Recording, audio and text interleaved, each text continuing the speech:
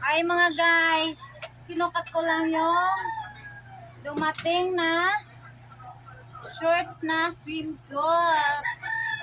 Tingnan nyo guys, kayo na humusga. Bagay ba? Oh guys.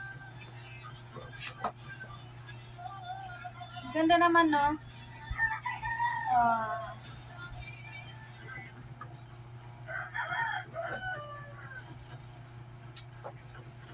Hi guys. Maganda naman yung two-piece ko guys. Ayun guys, diba? Mga basher, lumabas na kayo, mga marites. Nagsuot niya si Manila Girl ng two-piece. San ka pa? Ayan Kasi mainit na yun guys. Di ba sexy sexy